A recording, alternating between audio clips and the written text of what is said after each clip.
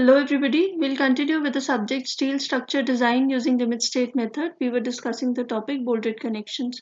So far, we've discussed an introduction to IS 800-2007 bolted connections, pitch, gauge, edge and end distances, design of bolts and net area. We've discussed a numerical based on net area calculations, and in this lecture we'll continue with that. The prerequisites for the subject are IS 800-2007 and steel tables of any standard publication.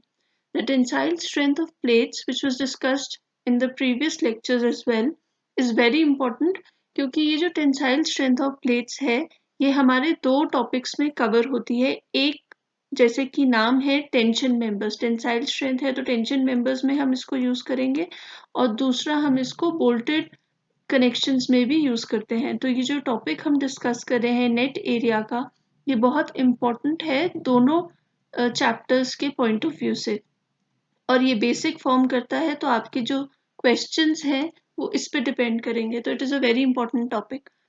तो clause 6.3.1 IS 800-2007 का क्या बोलता है? Design strength in tension members of plate TDN.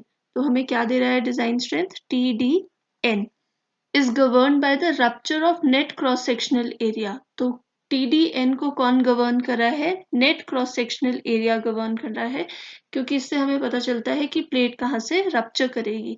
तो AN की calculation हमें design strength calculate करने में हेल्प करेगी. अब AN कैसे कैलकुलेट करते हैं?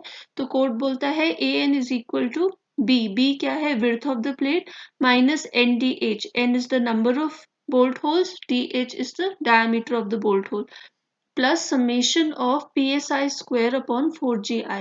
PSI क्या है? PSI is the staggered pitch and GI is the gauge length जो हमारे पास available होगी, and T is the minimum thickness of the plates being attached. तो जो भी आप plates attach कर रहे हैं उसमें से जो minimum thickness वाली plate होगी उसको हम consider करेंगे क्योंकि वो obviously पहले fail करेगी. So let's discuss a numerical based on it. इसके ऊपर हम एक numerical already discuss कर चुके हैं previous class में, so you can refer that lecture. A flat of size 200 by 8 mm of grade Fe 410 is used as a tension member in a roof truss. It is connected by M16 bolts of grade 4.6. Calculate the net area for the given figure. तो आपको ये figure दे रखा है. अब ये question क्यों important है?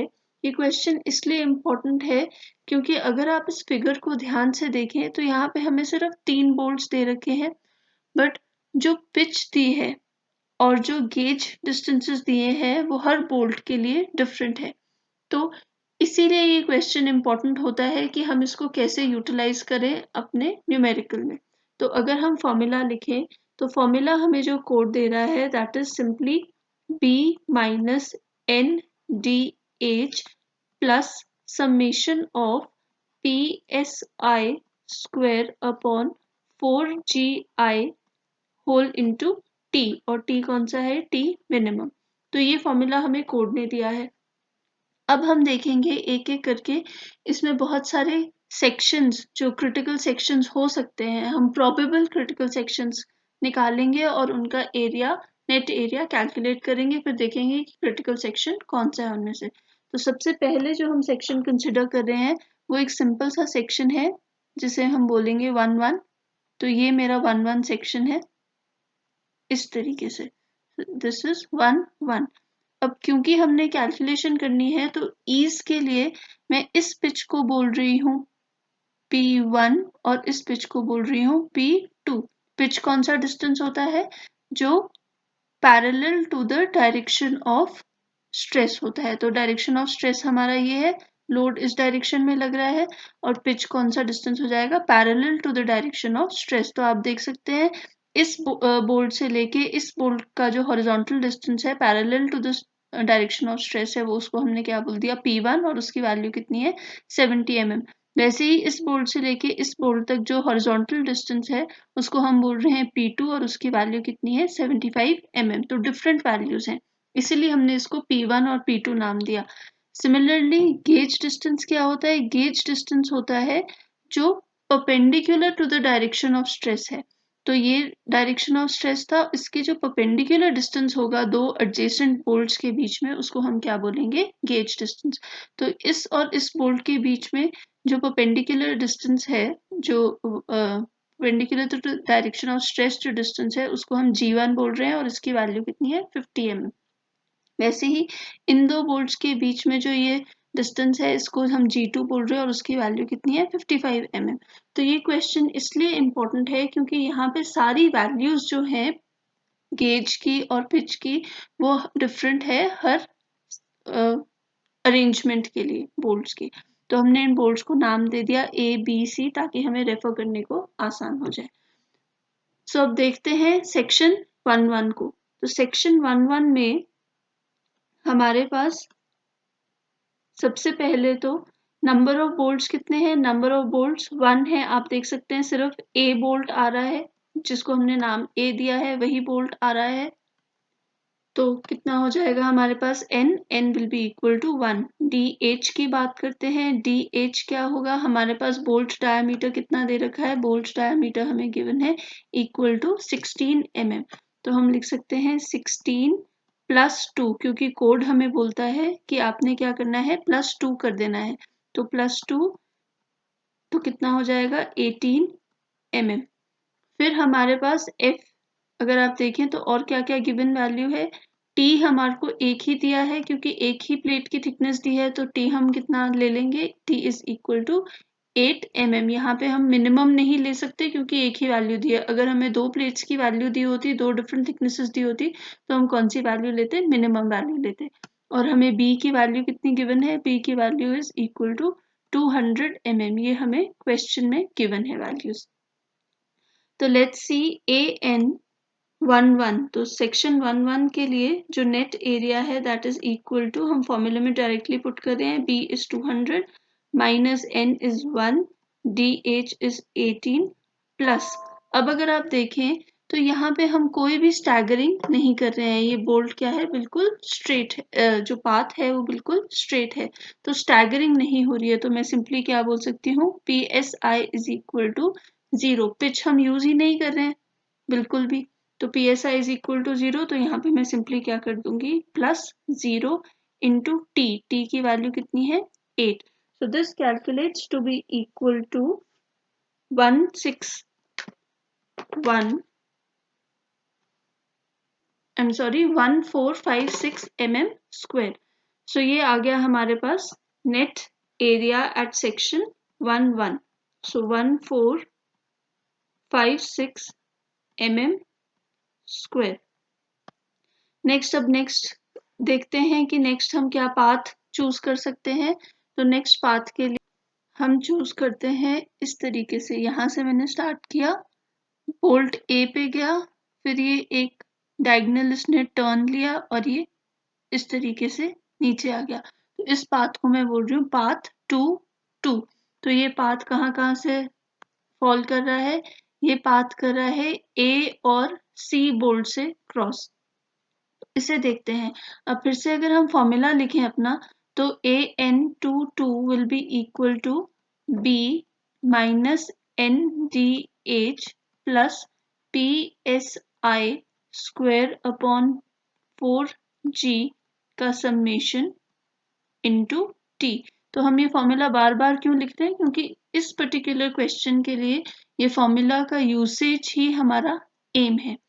तो सबसे पहले तो देखते हैं n की वैल्यू कितनी है। n इज इक्वल टू 2, हमारे पास बोल्ट A और बोल्ट C आ रहा है, बोल्ट होल A और बोल्ट होल C आ रहा है, तो n की वैल्यू कितनी हो गई है, 2।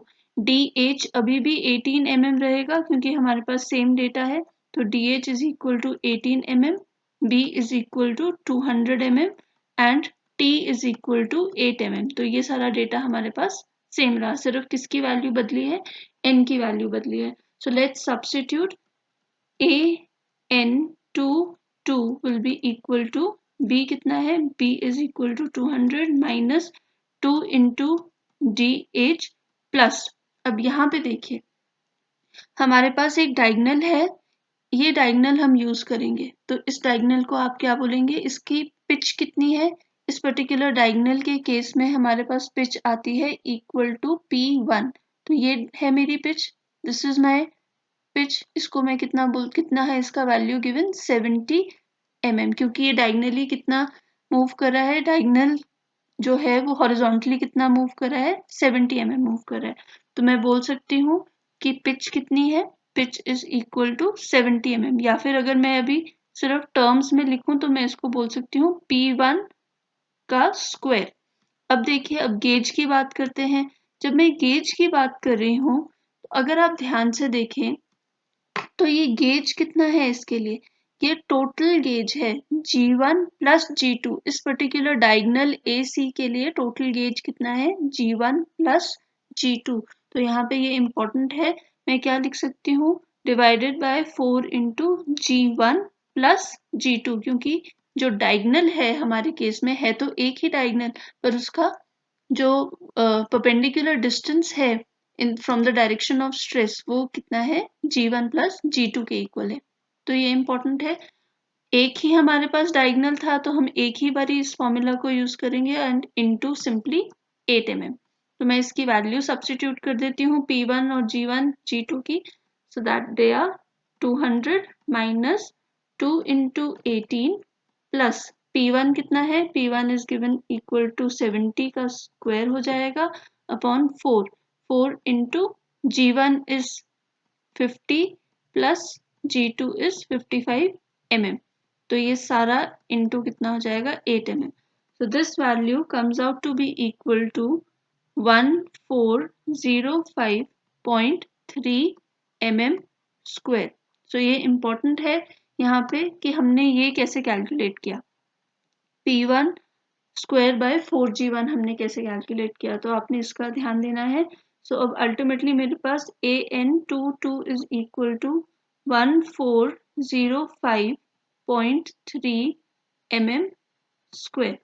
अब नेक्स्ट सेक्शन पे मूव करते हैं जो हम अज्यूम करने वाले हैं। तो मैं अज्यूम करूंगी कि जो हमारा सेक्शन है वो कुछ इस तरीके से क्रॉस हो रहा है, बोल्ट ए से या बोल्ट होल ए से जाएगा बोल्ट होल बी पे, एंड बोल्ट होल बी से यहाँ पे ये इस पाथ के अलोंग क्रैक कर जाएगा। सो इसको मैंने बोल दिया सेक्शन 3 तो अगेन हमारा फॉर्मूला क्या है, P minus N D H plus summation of P S I square upon 4GI into T. तो यहाँ पे अगर आप देखें तो हमारे पास n की वैल्यू कितनी है, n is equal to number of bolt holes are equal to 2, बाकी b, dh and d तो सेम रहेगा। तो अब a n 3 कैलकुलेट करते हैं, b is 200 minus n is 2 into 18 plus, अब अगर आप यहाँ पे देखें अगेन मेरे पास कितने डायगनल्स हैं, एक ही डायगनल है, पर ये एक डायगनल जो है इसकी पिच कितनी है, P1 प्लस P2। तो ये जो पिच है ऑल्दो हमें अलग अलग फॉर्म अलग अलग ब्रेक करके दे रखी है, पर इस पर्टिकुलर डायगनल के लिए ये पिच क्या हो जाएगी, P1 प्लस P2। तो मैं क्या लिख सकती हूँ, आई can write P1 plus P2 का whole square divided by 4 times of G। अब गेज देखते हैं, अगर आप ध्यान से देखें तो पिच तो ये थी, टोटल डिस्टेंस जो in the direction of stress था वो तो ये था इस केस के लिए, पर गेज कितना है, गेज सिर्फ इतना सा है, यहीं तक आ रहा है हमारे पास इसके लिए गेज। तो गेज किसके इक्वल है, G1 के इक्वल है। तो ये ध्यान रखिए कि कौन सी पिच हमने यूज करनी है डायगनल के केस में, और वैसे ही कौन सा गेज यूज करना है, into t, तो t is equal to 8 mm। So I can write AN33 is equal to 200 minus 2 into 18 plus P1 plus P2 की वैल्यू कितनी है, P1 is equal to 70, P2 is equal to 75 का square हो जाएगा upon 4 into G1, G1 कितना है, equal to 50 mm, और इस सबको हम किससे मल्टीप्लाई कर देंगे, 8 से मल्टीप्लाई कर देंगे। तो this value comes out to be equal to 2153 mm square. आप कैलकुलेट कर सकते हैं। So AN33 will be equal to 2153 mm square. So हमने थर्ड सेक्शन पे अज्यूम्ड सेक्शन पे भी वैल्यू कैलकुलेट कर ली। अब मूव ऑन करते हैं फोर्थ सेक्शन को।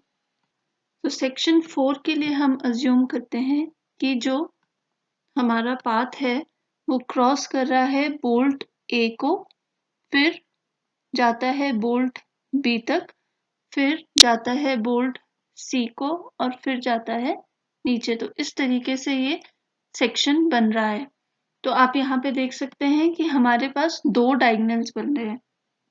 तो यहाँ पे मतलब मुझे ये समेशन की जो वैल्यू है ये 2 बार यूज करनी होगी। तो कैसे करते हैं, लेट्स सी। तो AN44 के लिए सबसे पहले तो नंबर ऑफ बोल्ट्स देख लेते हैं। नंबर ऑफ बोल्ट्स यहाँ पे कितने बोल्ट होल्स कितने हैं, इक्वल टू 3। हम A, B और C तीनों बोल्ट होल्स से अपने सेक्शन को क्रॉस करवा रहे हैं।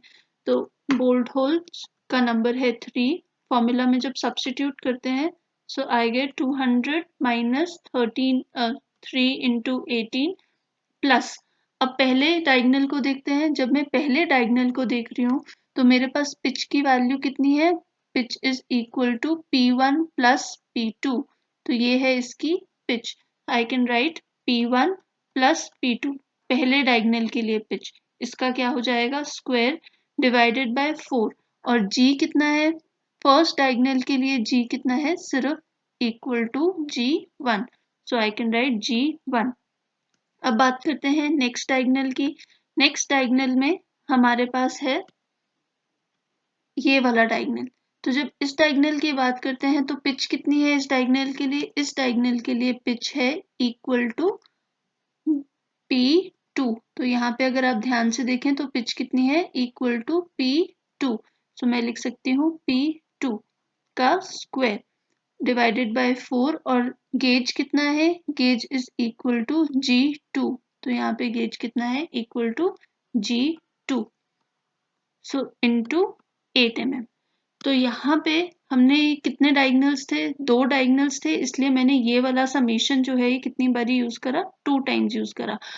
जब पहले के क्वेश्चंस में हम यूज करते थे, जैसे लास्ट लेक्चर में जो हमने क्वेश्चन डिस्कस किया था उसमें क्योंकि पिच की वैल्यू और गेज की वैल्यू सारे बोल्ट्स के लिए सेम होती थी, तो हमने सिर्फ उसको फैक्टर से मल्टीप्लाई कर दिया था कि 3 डायगोनल्स है तो इंटू 3 कर दिया, 2 डायगोनल्स है तो इंटू 2 कर दिया।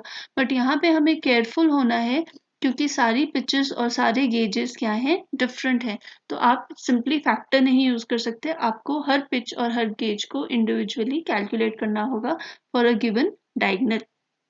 तो इसकी वैल्यूज जब मैं सब्स्टिट्यूट करती हूँ, I obtain AN44 is equal to 200 minus 3 into 18 plus pitch 1 हमारे पास है 70 प्लस 75 का whole square divided by G1 is 50 plus P2 मेरे पास है 75 का square upon 4 G2 is equal to 55 into 8. So this calculates to be equal to 2213.54 mm square.